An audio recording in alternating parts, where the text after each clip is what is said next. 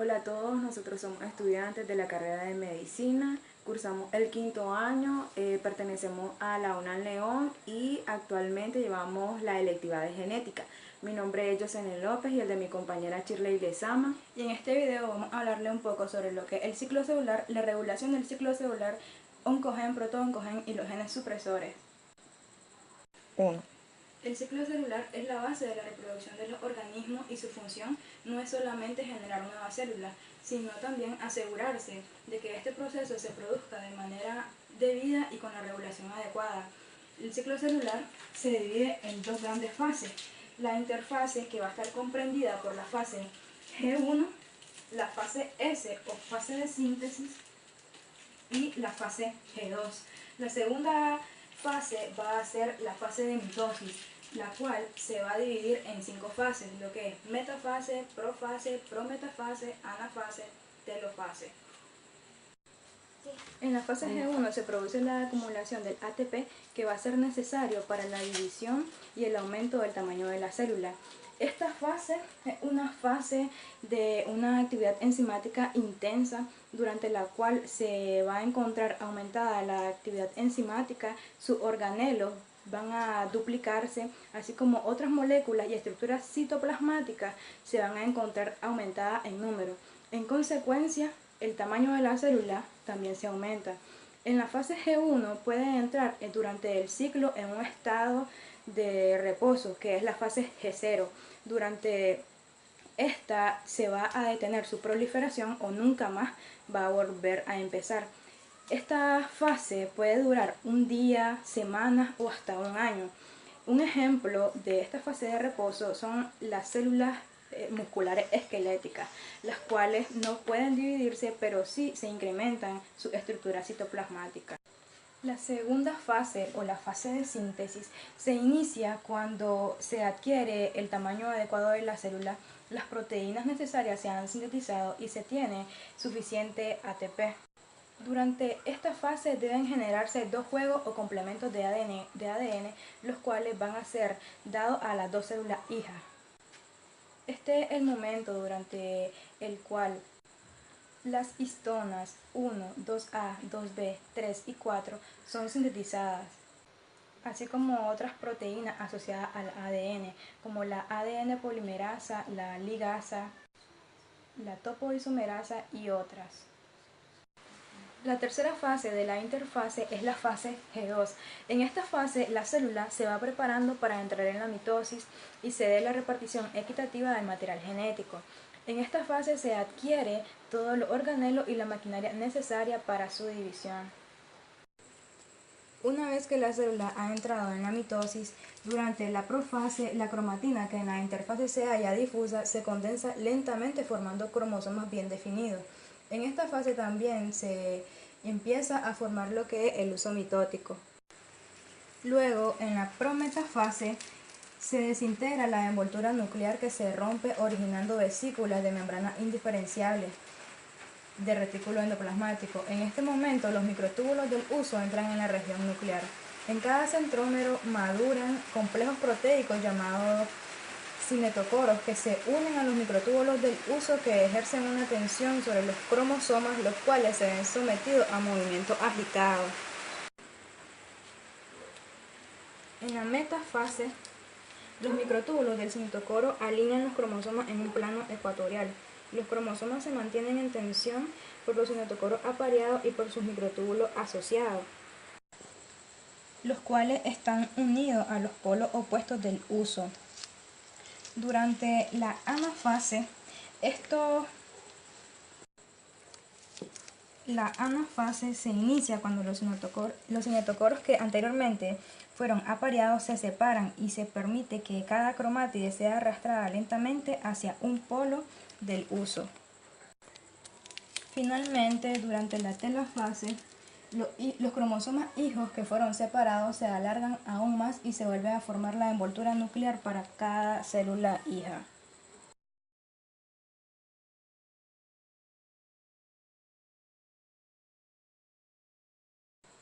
Continuando con los aspectos a abordar en este tema, vamos a continuar con lo que es la regulación del ciclo celular. Y dentro de esto pues vamos a mencionar ciertos temas que son muy importantes, como por ejemplo la regulación intracelular, el punto de restricción, el punto de control y apoptosis. Hablando de lo que es la regulación intracelular, todos sabemos de que el ciclo celular es un proceso que está altamente regulado, de manera que en él van a intervenir moléculas del medio interno o externo que van a llevar a cabo cierto mecanismo.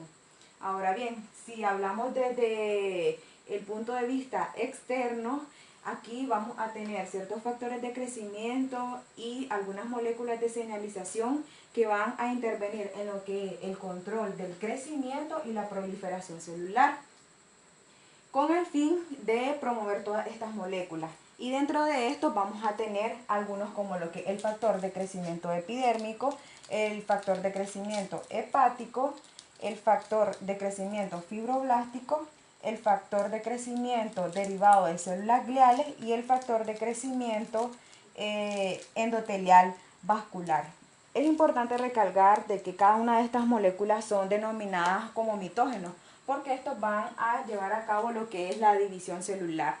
Estos mitógenos se menciona que van a ser activados mediante estímulos en los receptores ubicados en las células blancos. Entonces, una vez de que estos son activados, se van a iniciar lo que es la cascada de señalización para que se continúe con procesos como lo que es la proliferación celular. Las señales que anteriormente fueron mencionadas van a actuar directamente en lo que es el complejo de ciclina-sinasa. Este complejo resulta importante mencionar porque va a llevar a cabo cambios a nivel intracelular, de manera de que todas las fases del ciclo celular se den de una manera secuencial y ordenada. Por ende, se ha mencionado que dentro de este complejo vamos a tener a dos proteínas que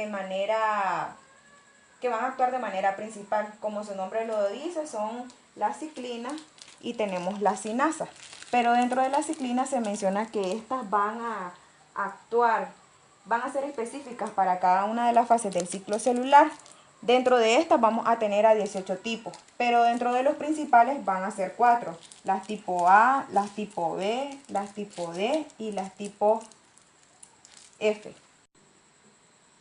En cuanto a la sinasa, vamos a tener dos tipos de enzimas, la serina y la treonina. Pero antes de esto es importante mencionar de que la sinasa solo va a estar activa en presencia de ciclina, y cuando ésta esté ausente va a estar de manera inactiva, de manera de que no va a poder llevar a cabo la acción enzimática. Por ende, la sinasa es conocida como el complejo dependiente de ciclina. Ahora, en cuanto a estas dos enzimas, pues estas se menciona que van a hacer una fosforilación, es decir, agregar un grupo fosfato a los residuos de las mismas. Entonces, una vez de que se da esta fosforilación, se va a llevar a cabo el proceso de lo que es la proliferación celular. Por ende, se han mencionado dos funciones muy importantes. Dentro de estas vamos a tener de que se dé la formación de los organelos en cuanto a lo que es la división celular y lo que es la otra función, la síntesis del ADN. El complejo dependiente de ciclinas, que está relacionado con lo que es la sinasa, puede ser inhibido por un grupo de proteínas conocidos como la CKI, la cual también es mencionada como las proteínas inhibidoras del complejo dependiente de ciclina, que va a incluir a ciertas familias de proteínas inhibidoras como lo son las CYP y las INK, las cuales van a actuar directamente sobre el complejo pasándolo a una forma inactiva, ya sea de manera temporal o de manera permanente. Dentro de la familia CYPs vamos a tener de que estos van a inhibir a complejos dependientes de ciclina independientemente de cualquier fase del ciclo celular, y dentro de su familia vamos a tener a estos tres tipos, el P21, 27 y 57. Y en cuanto a los INK, estos van a inhibir principalmente a los complejos dependientes de ciclina tipo 4 y 6. Y dentro de sus subfamilias vamos a tener esto, el 16, el 15, el 18 y el 19. Dentro de estos, los más importantes se abarca el 21, el 27 y el 16, porque estos van a tener la función de poder detener el ciclo celular en cuanto se reconozca cierto daño en el material genético. Otro de los puntos a tomar en cuenta son los puntos de verificación, y dentro de estos pues se menciona el punto de restricción, que es conocido por tener la función de finalizar o impedir de que las células progresen en cuanto al ciclo celular en vista de condiciones desfavorables. Este punto de restricción también va a ser conocido como el punto de no retorno, porque las células que vayan a pasar por cada fase al estar cortando eso. Otro de los aspectos a tomar en cuenta en la regulación del ciclo celular son los puntos de verificación, y dentro de estos tenemos el punto de restricción, que tiene la finalidad de impedir de que se lleve a cabo el ciclo celular en vista de que las condiciones sean desfavorables. El punto de restricción también va a ser conocido como el punto de no retorno, debido a que las células que vayan a que pasen al ciclo... Otro de los aspectos a tomar en cuenta en cuanto a la regulación del ciclo celular son los puntos de verificación. Dentro de este tenemos el punto de restricción, que tiene la finalidad de impedir el ciclo celular siempre y cuando las condiciones no sean favorables. Por ende, el punto de restricción va a ser conocido como punto de no retorno, debido a que las células que pasan a través de este deben de concluir con el ciclo celular o sufrir apoptosis. Este punto de restricción, aparte de poder detectar todas aquellas condiciones desfavorables, también va a poder detectar aquellas condiciones idóneas para el ciclo celular, y dentro de estas vamos a mencionar tres.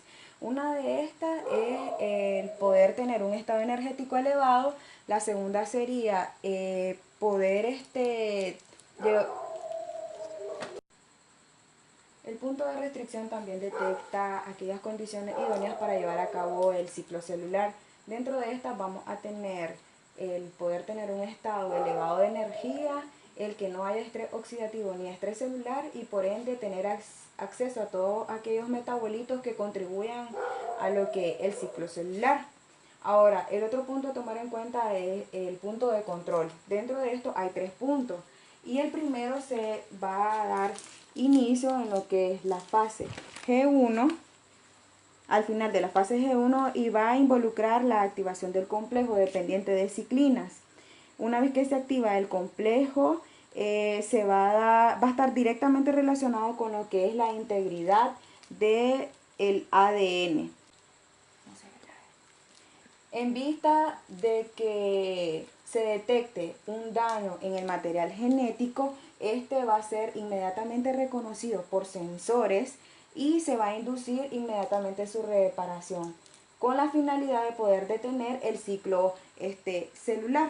Al mismo tiempo se van a activar los complejos como lo son el ATM y el ATR, que van a dar inicio a lo que son la cascada de señalización, que van a estimular al factor P53, que esto es uno de los más importantes, porque a pesar de que se encuentra en bajas concentraciones porque sufre ubiquitinación, este va a estimular a las proteínas que anteriormente mencionamos como la P21, quien se va a encargar directamente de poder detener el ciclo celular.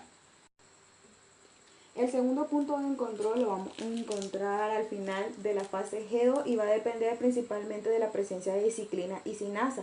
Durante este punto se va a verificar de que el ADN se encuentre duplicado e intacto. Entonces, si en este punto se vuelve a presenciar un daño al material genético, se va a desencadenar todos los procesos que anteriormente fueron mencionados. Y por último tenemos el tercer punto de control, que lo podemos observar acá. Se va a encontrar en la fase M, en el paso de la metafase hacia la anafase, la cual va a ser mediada por el complejo promotor de la mitosis. Y para finalizar, la apoptosis, como todos sabemos, es conocido como la muerte celular programada, que en conjunto con el control del ciclo celular va a desempeñar un papel muy importante al llevar a cabo un equilibrio en los organismos pluricelulares. Así de que cuando tengamos alterado el ciclo celular y haya una multiplicación descontrolada, vamos a tener en cuenta que una de las complicaciones que no queremos en nuestro organismo va a ser un tumor. Para que no se produzca el tumor, debe de haber un equilibrio entre los protooncogenes y los genes supresores. Sin embargo, la transformación maligna de una célula, acumulación de mutaciones en genes específicos, los cuales son la clave molecular para entender las raíces del cáncer. Estos genes van a estar agrupados en dos familias. La primera va a estar integrada por los protooncogenes, los cuales van a dirigir la producción de proteínas clave en la proliferación y diferenciación celular como ciclina, factores de crecimiento, receptores, etc. Cuando estos se encuentran mutados, se va a transformar en oncogenes, los cuales dirigen la producción de proteínas clave en la proliferación y diferenciación celular como... no me equivoqué.